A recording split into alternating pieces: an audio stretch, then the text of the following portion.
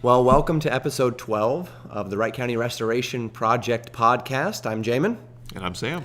And we are back with you today, last week, finishing up the Bill of Rights, Yes. the first 10 amendments to the Constitution of the United States.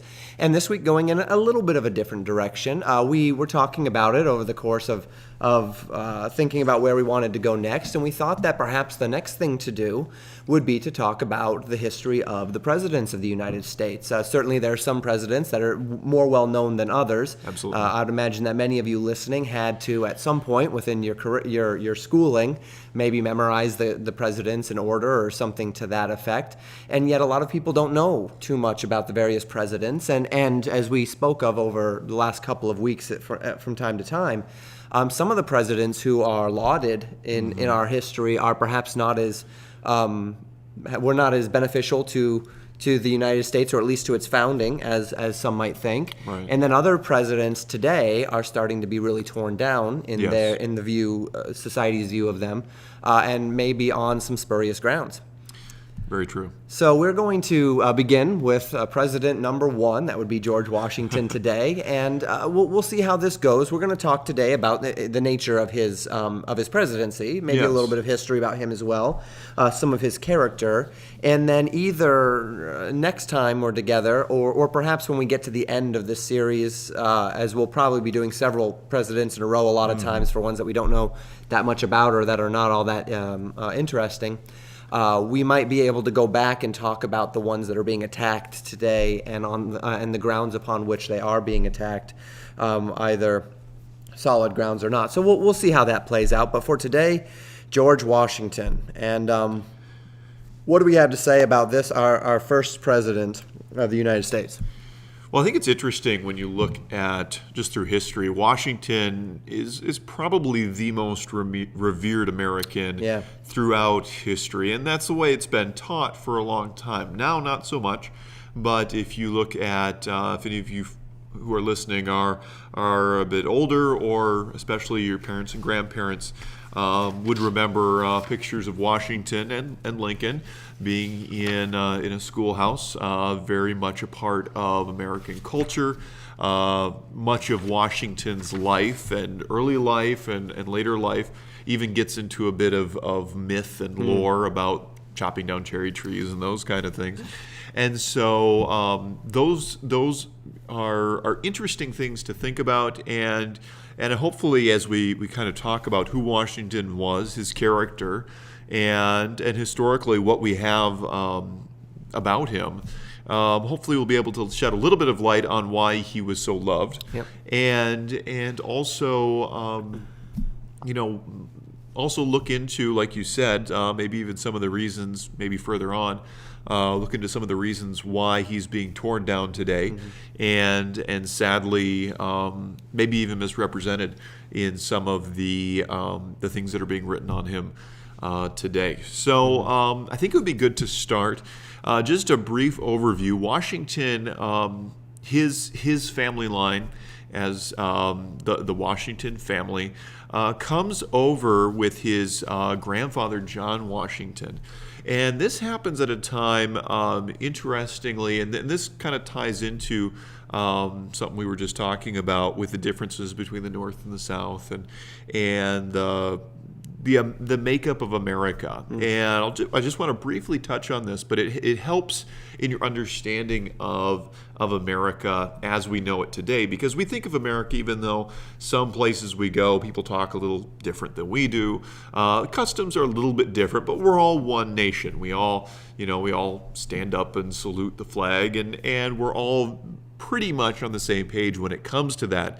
But especially when George Washington is growing up, and even during the Revolutionary War period, and especially before that, you're dealing with a very interesting group of colonies, and they each have very unique backgrounds, and so we see John Washington coming over around the time of the British Civil War.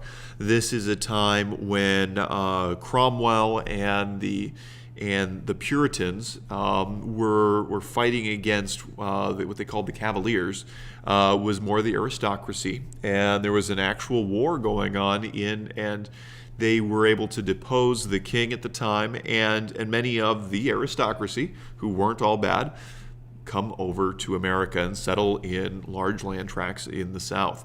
John Washington being one of those men. And then later on, the king comes back to England, and many of the Puritans, kind of fearing for their life, because the Puritans were far more of a political party than they were they were religious as well, conservative religious folks, but they were also, many of them were far more just political. And so, but when your political party's not doing well, especially in a monarchy system like this, your head's in jeopardy. And That's right. so where do you go? You emigrate to America. And many of those Puritans settle in the North.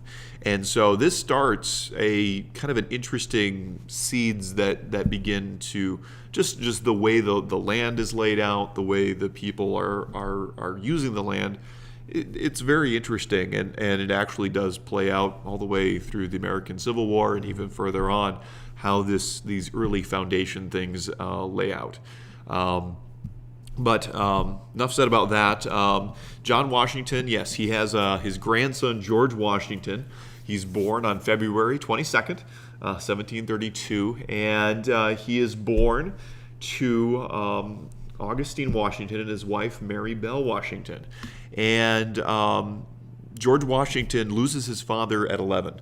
So at a very young age, he is without a father, and he is under his half-brother, Lawrence, and works under that, and then his brother does end up passing away as well, and Washington lives a fairly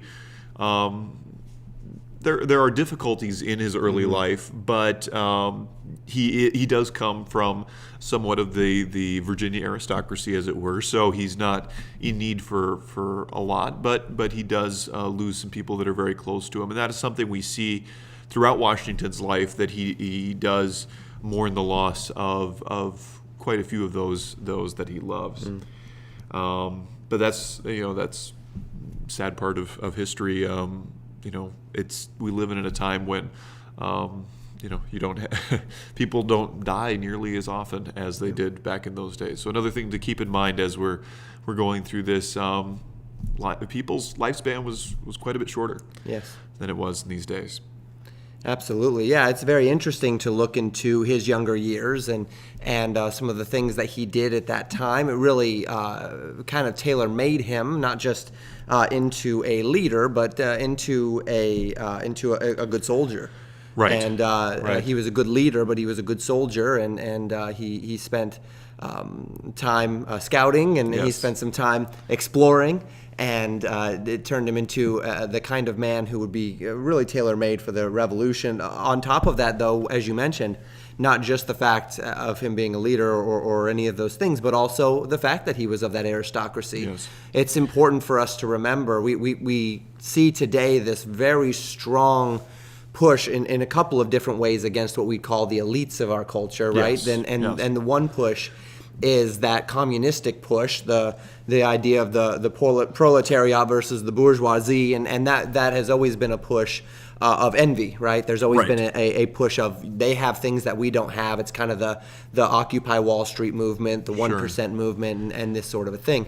But then we also see in this time, in our time, the failure of our elites. In other words, that our elitist institutions have become decadent, have become proud, and have become selfish in and of themselves. And it turns almost into an oligarch system where Yes. they have all of the power and they push out anybody else who wants to rise into those ranks.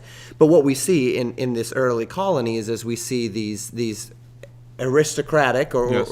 families from Europe, from England, coming over, and they were infused with biblical principles and with a sense of duty, that they would use their education and their understanding to further the goals of those whom they love, and to further the goals Right. of their colony, and then eventually of their states and their nation.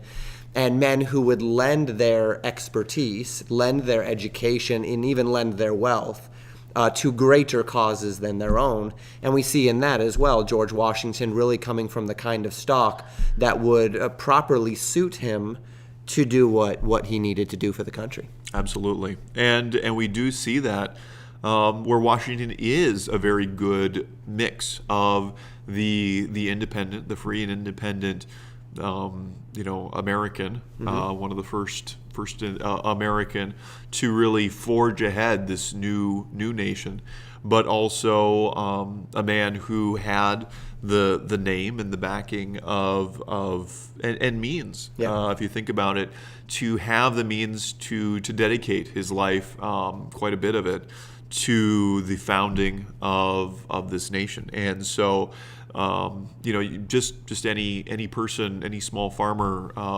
would have difficulty dedicating that much time and resources to the founding of the nation. And that's something we see quite true about others, Jefferson Absolutely. and others, that they had to have some means to be able to set aside their duties at their various plantations and farms to be able to take some time to discuss, to write, to have conventions, and this was something that Washington laid down quite a bit of his personal life for the country.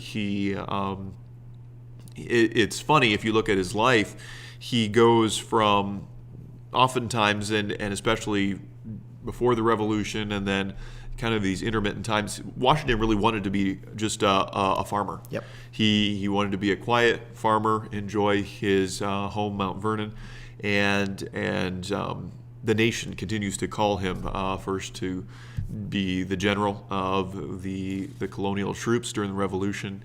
Then he goes back, and then he comes back when they call him to be the president, and even before that to preside over the Constitutional Convention. And then Washington serves there and then steps down again. But it's something that Washington desires were a little different than the way that the country desired him to be. But we are blessed that he took that time to put into the country.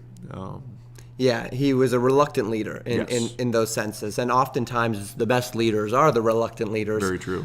Because they're the ones that have their feet grounded.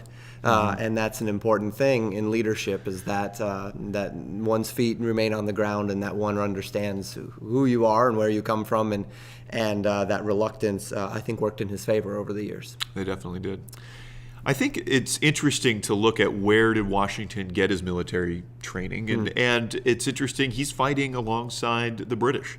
He is a British citizen, and he in the 7 Years' War, French and Indian War, as it's called, he led the Virginian troops, and as he went out, he was in quite a few fairly pivotal and very dramatic battles that happened, and he was one of the very interesting accounts, and of course we're trying to move through a very large amount of history very quickly, but one I'd like to highlight would be Washington fighting along the Monongahela River with he was he and the British troops, a group of them, were heading out to a fort, and they were actually ambushed by the French and Indian at that time. And interestingly, the outcomes of that, Washington is the only officer that is not wounded in that battle, and he saves the day in a sense, but it's a great slaughter. Interestingly, the British tactics were far more European tactics of everybody lines up and kind of shoots at each other. The French and, of course, the natives that were alongside the French had picked up what we would call Fabian or guerrilla warfare tactics, and those work much better in the forests of America, which we also see play out in the Revolutionary War as well. Right. Washington, of course, learning some of those things the hard way. And so, but it's interesting, Washington, there are many accounts of Washington during this time having many bullet holes in his coat, in his hat, and also several horses shot out from under him, but he was not harmed. It's one of those, as Washington would have called it, and people then, they called it divine providence. Something that was hard to explain from just the physical things happening. And Washington would, and others at that time would attribute that to God. Yep. They were, in a way, a bit careful with the way they used the Lord's name, not unlike the Hebrew people in with the Bible, but they weren't afraid of giving credit to the Lord, and so Washington did see that as God's hand preserving him through that time, and Washington does serve quite admirably throughout the French and Indian War, and then goes back to Mount Vernon. He does a surveyor, and he does serve in the Virginia House of Burgesses, which is what we would consider similar to a Congress, but it's the men of Virginia that are voted into the House of Burgesses, and at this time they're under King George, but they are able to have some say in how the affairs of Virginia were handled. Mm-hmm. So as we consider all of this leading up to the Revolutionary War and the 8 years that would entail, leading into the nature of his presidency and the desire of the colonies to make him the first president, is there anything leading up to when they ask him to be president that is of particular note and that needs to be kind of fleshed out here before we talk about his presidency? Yes, so I think it's good. We'll have to go through really quickly, but Washington is made the general of the troops after kind of at the same time with the Congress gets together in Philadelphia and asks Washington to command the colonial troops in the field as they produce our Declaration of Independence, which Washington's in the field and has read to the troops, and Washington leads this small American force, these colonial troops, and does so quite admirably. There are many ups and downs. There are many very hard days. We can think of the Battle of Trenton, where Washington, in a very daring attack, and is really the turning point in the Revolutionary War, ferries his men across the river and attacks the Hessian troops, the German Hessian mercenaries that the British had hired, and wins a convincing victory the day after Christmas. And this is really the start of things going well, but there are still many days. Still, things like Valley Forge happen, and it's very true that men had very little food, very little clothing, very little as far as even shoes. We talk about the bloody footprints in the snow. That's not just legend. That's true.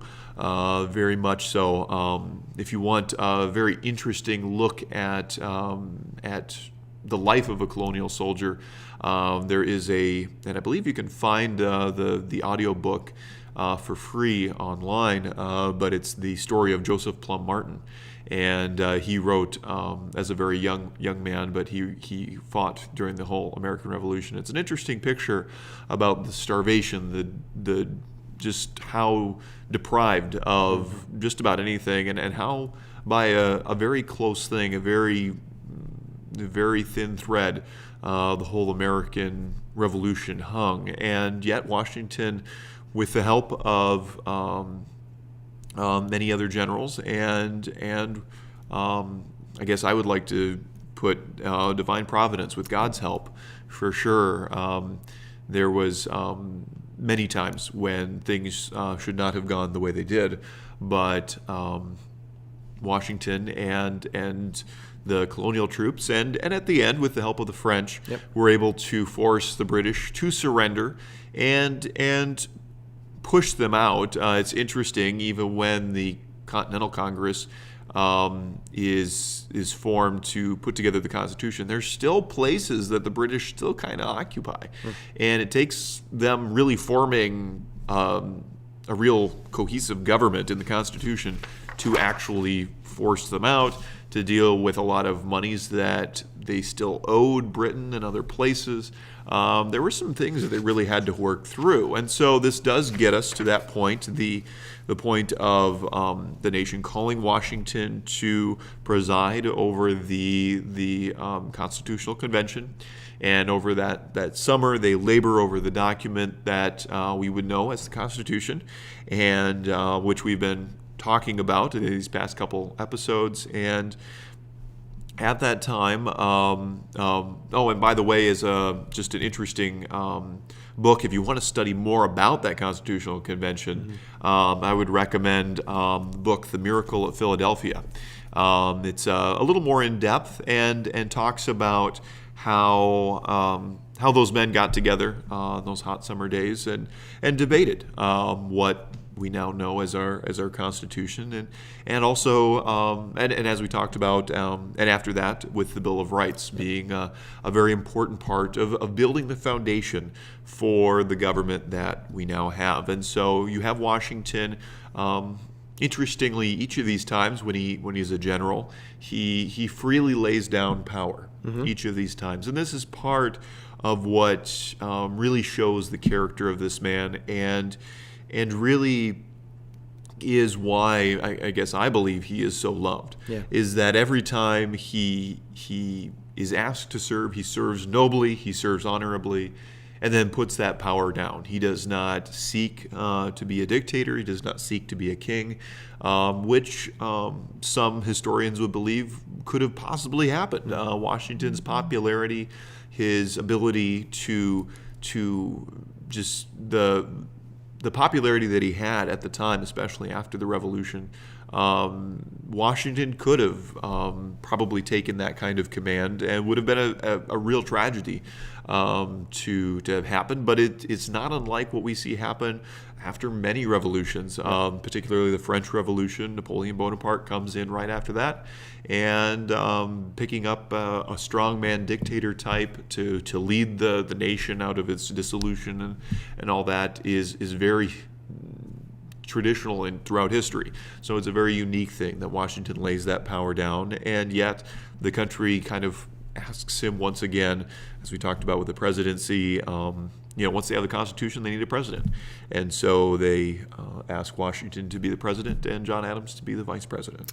Yeah, and I think you're right about why it is that President Washington was so beloved, is the nature of the American ideal of for the people, by the people, and that concept is embodied in the way that General Washington and President Washington lived and served, and even his reticence to serve, and then his willingness to set that power down.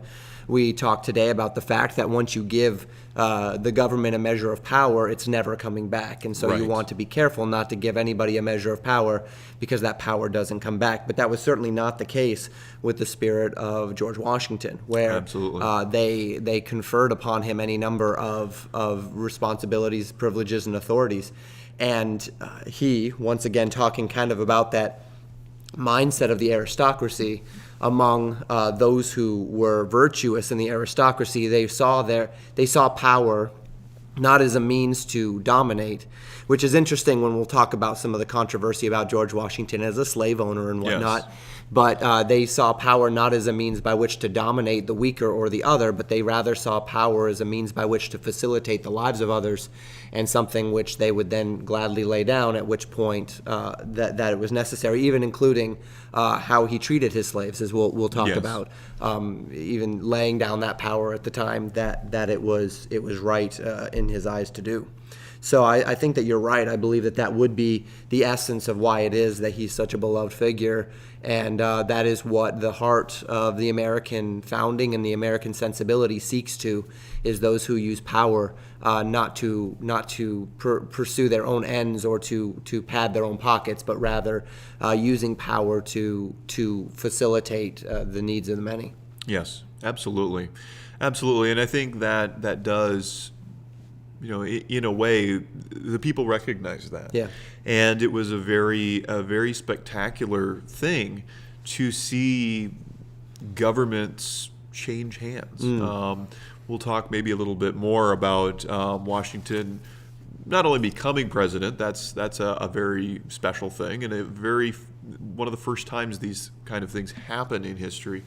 But when Washington steps down from power, from that presidency, one of the most interesting things that I read, and I hadn't thought about it this way before, but that this was the first time in recorded history, as far as I can tell, that the power had changed hands in a government without someone dying, whether by some usurpation or by someone passing away and an heir taking the throne, as it were. Washington, after his 2 terms, steps down and goes back to being a humble farmer in Virginia, and doesn't and puts it down of his own accord. Interestingly, presidents after him, there really wasn't anything on the book saying how many terms you could be president. Right. But Not until FDR. Not until FDR. But Washington's picture, his example of 2 terms,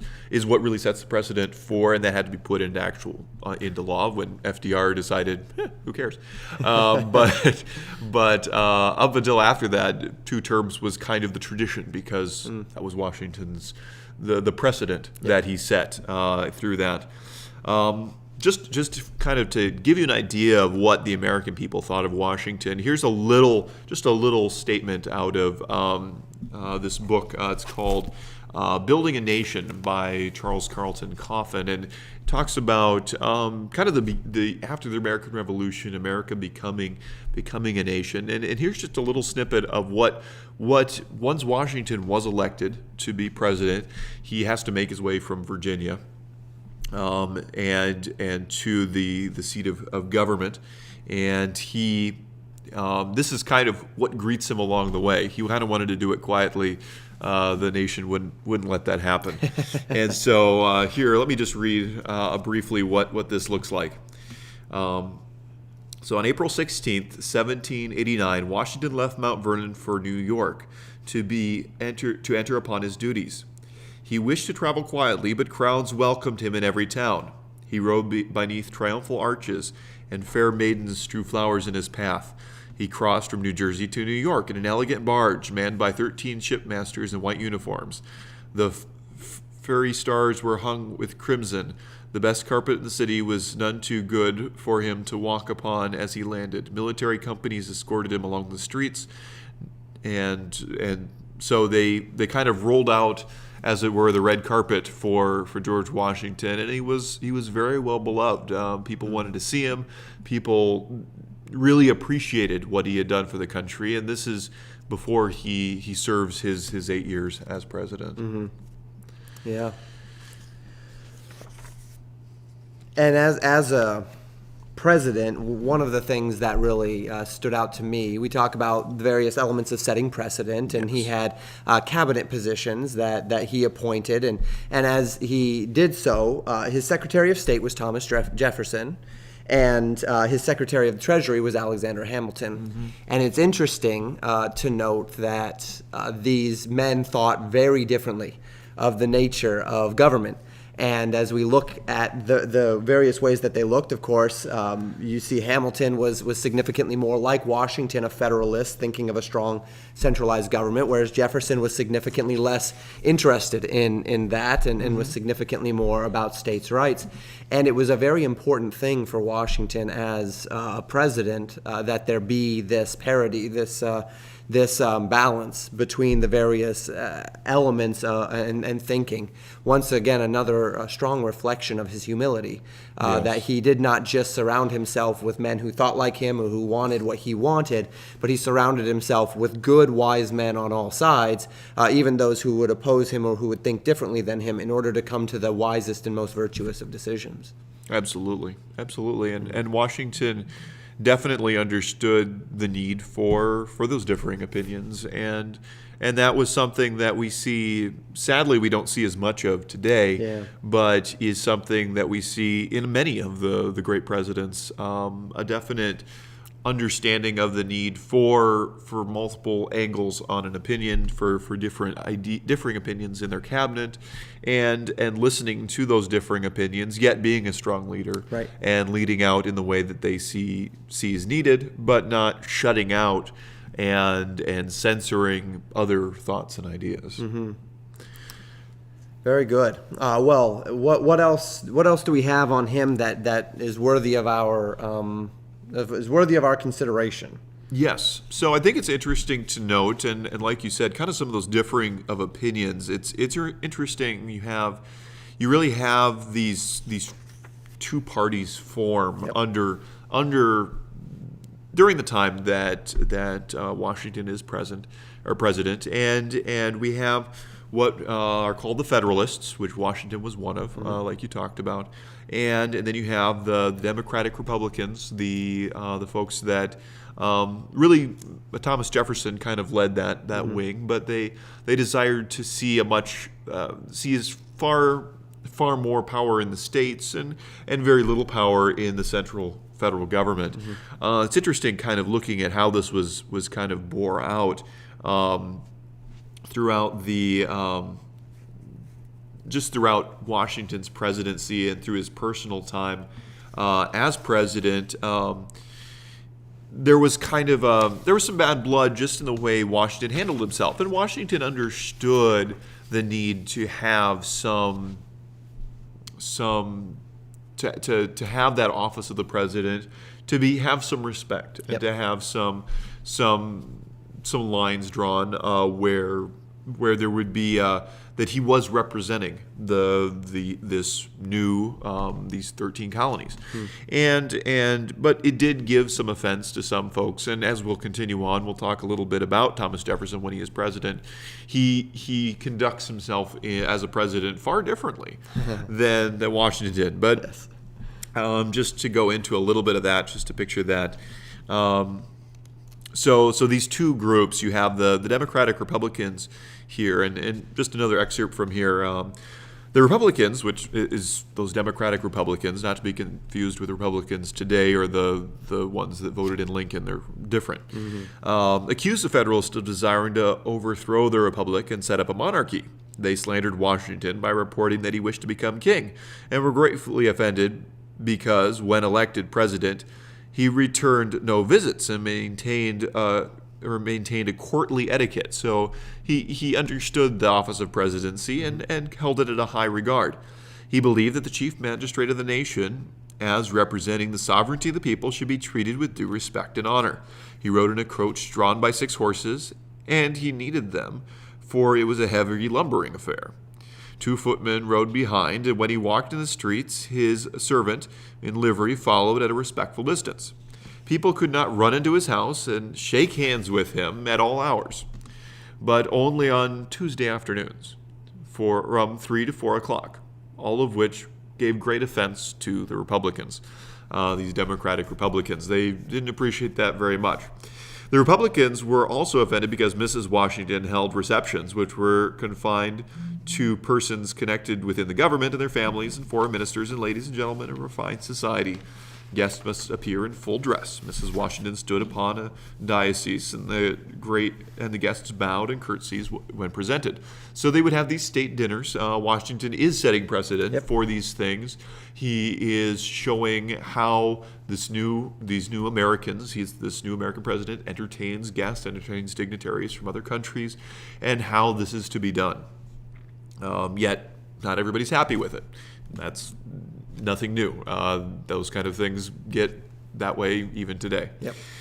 The etiquette was distasteful to the president and Mrs. Washington. Interestingly, they weren't even as keen on it as you would think. But Washington wrote to a friend, I think that I'm a state prisoner, he wrote. Mm-hmm. He submitted to it because the president was the head of the nation. So just kind of an interesting look that Washington, though he understood there needed to be this pomp and a bit of statesmanship and kind of a show, he didn't really, this wasn't something that he necessarily desired.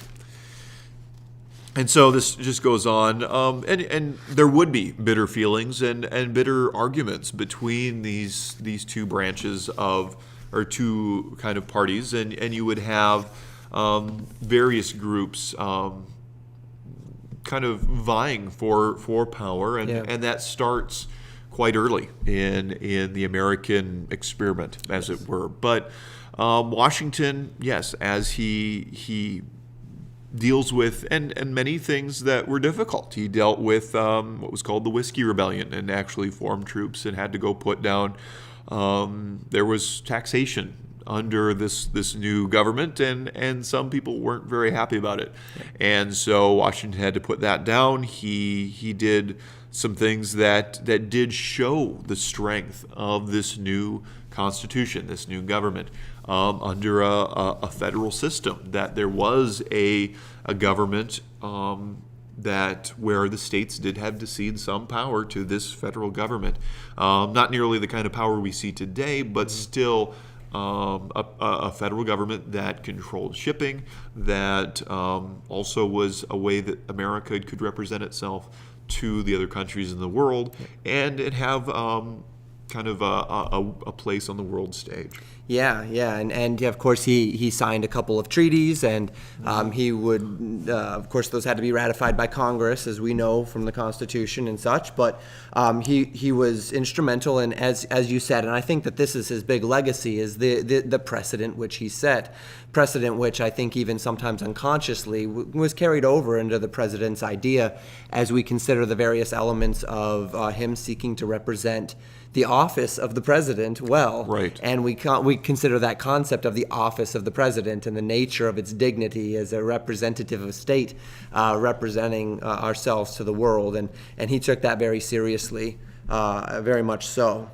And we know that he was also a man, and again, this is contended against in one way, shape, or form in many of histories or revisionist histories, but we know he was a religious man. Absolutely. A man of morality and virtue. His faith was a little more private than some other men's, as we would look at it, that he was not and as many of the founders were, they spoke much about providence. They were men of religion, of morality, and of virtue, and yet it was a different time. They as far as how they expressed their faith, but we do see that he was a religious man as well. Absolutely, and that's something that we see not only in his later life, but it's something that during the Revolution.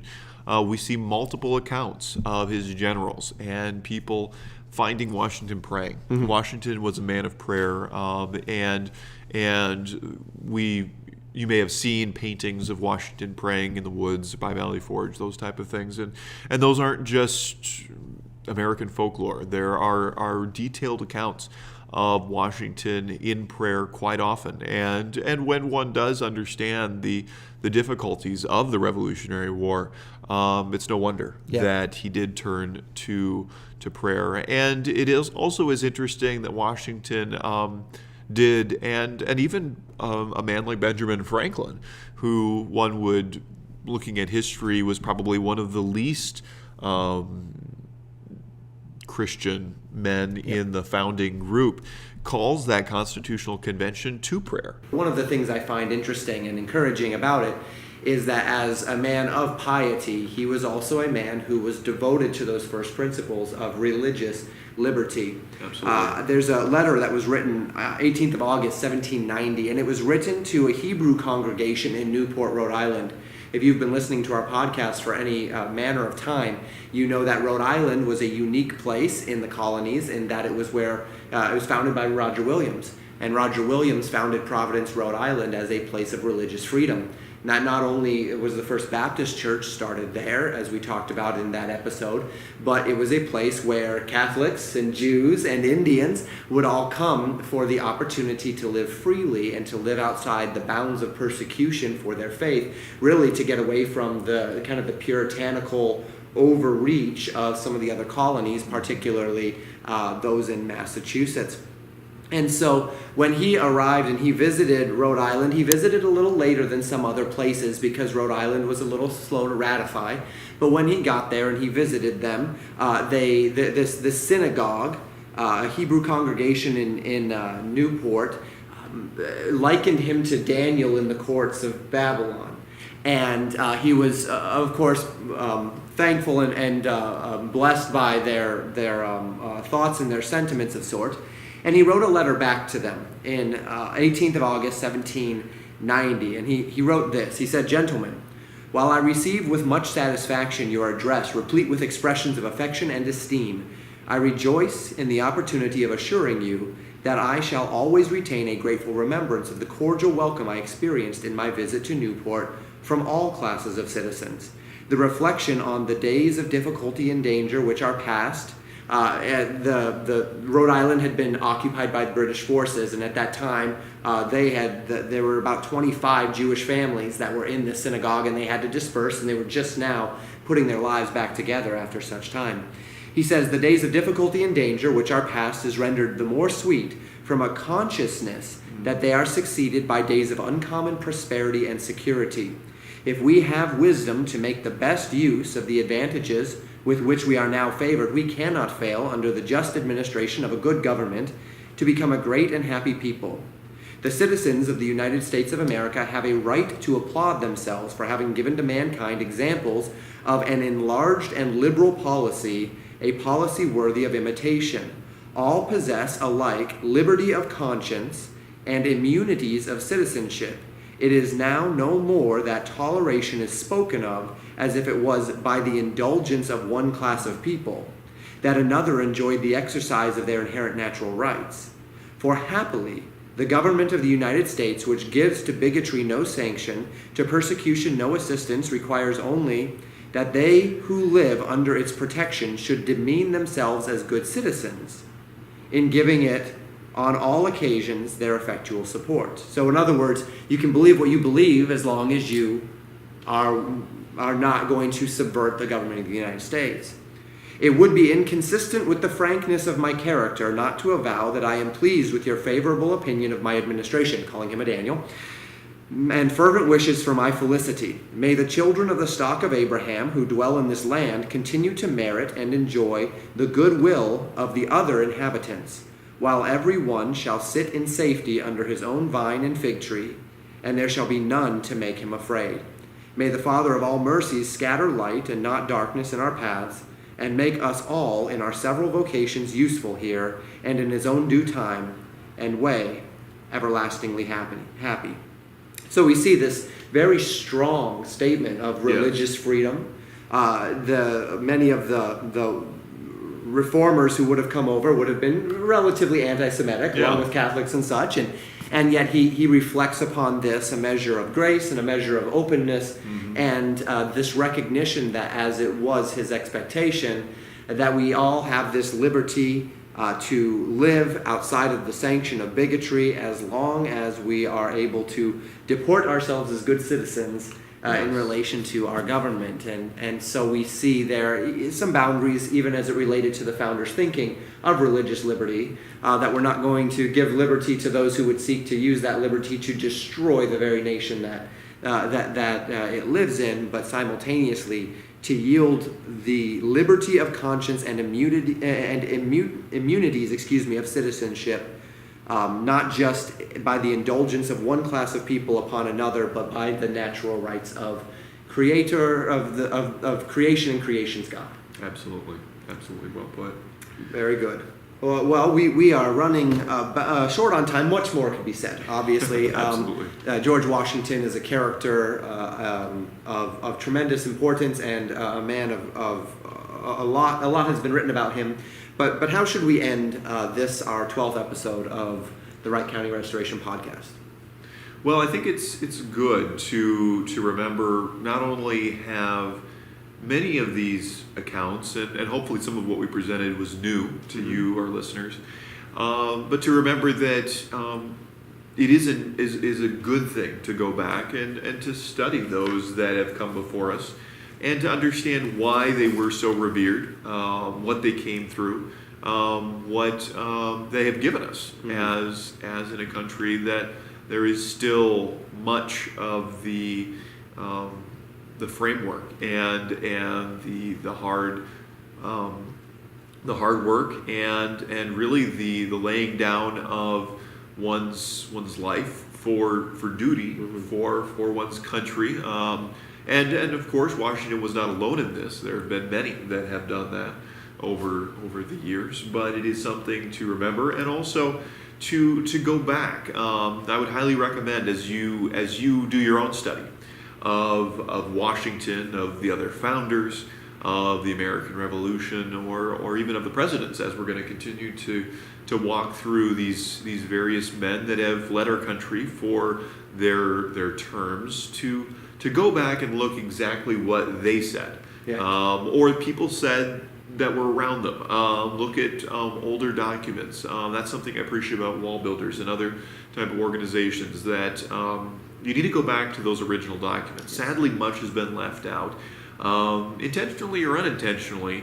There is much of history. If you pick up a modern book, even by possibly conservative sources or maybe even more patriotic sources, there still are things that are missing. And to really understand who these people were, what they came out of, and what the times in which they lived, it's good to go back to look at the originals and to get an idea of who they were, and to really understand why, as with Washington, he was considered the father of our nation.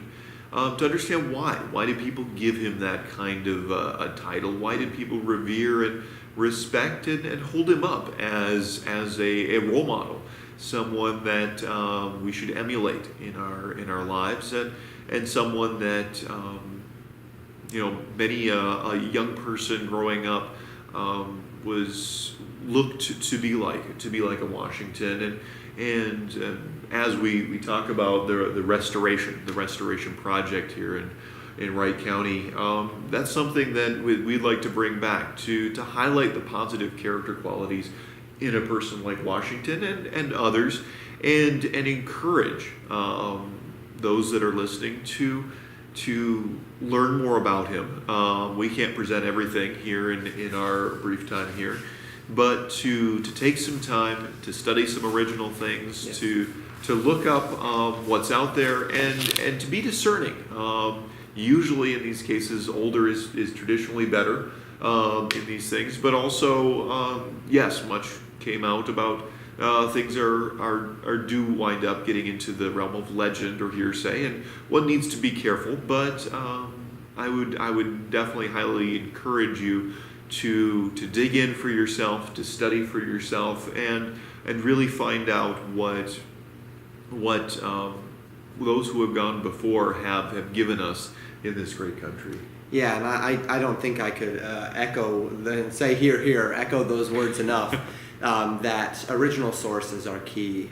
We live in a unique time where we don't have to travel to Washington, to the National Library of Congress in order to read these things. It's all online. Project Gutenberg has a tremendous amount of resources that are uncopyrighted, older material, men that have written about Washington. You can get the biographies about him. You can read his addresses. I just read one of the letters that he wrote, and we have all of these documents at our disposal. And the best way to get to know someone, very similar to the Word of God, it's all well and good to read books about the Bible, Yes. to read books from people that are teaching about the Bible, but there is no substitute for opening the Bible and reading it for yourself. In the same way, there is no substitute. You can read all the books about George Washington or any of these founders, but there is no substitute to going back and listening to their speeches or reading their speeches, reading the documents, reading their autobiographies if they wrote one, or biographies that are written by their children, and then understanding that they might have a gloss toward affection or whatever the case may be, but going back to those early and original sources to understand this material is key, and something which we simply can do quite easily today at relatively little effort and at relatively little expense. So George Washington dies at the age of 67, Yes. December 14th, 1799. 3 years after he left office, after serving for 8 years, he began serving when he was 57 years old. And he passes away at the age of 67, and that is it for the life of George Washington. I was going to read to you portions of his farewell address. We didn't get to that today, but I would encourage you, if you have never read or heard Washington's farewell address, it is quite insightful. It's insightful as it relates to some foreshadowing of the Civil War. Absolutely. It's insightful as it relates to some foreshadowing of where we find ourselves today in the party system and divided. These were things that President Washington was very concerned about, and he saw some writing on the wall as it related to disunity, a party loyalty over loyalty to principle, over loyalty to the Constitution. And he was a man with some foresight. Absolutely. And some of his warnings ended up not being heeded perhaps as well as they should have been, and thus coming true. But I would leave you with that you would perhaps read Washington's farewell address if you have, it's lengthy, but wouldn't take you too long. But if you've got some time, read through it with your family, discuss it a little bit among yourselves, and glean from some of the wisdom of a very wise, virtuous, self-sacrificing man who is worthy of our respect and is worthy of the monuments that we've built unto him. Very well said. Well, that is the Wright County Restoration Project, episode 12. Like, subscribe. If you have any questions, WCRP, Wright County Restoration Project, WCRP at legacybaptistchurch.net. Send them along. We would be happy to address them in turn. And want to thank you for listening today, and we will see you next time on the Wright County Restoration Project podcast.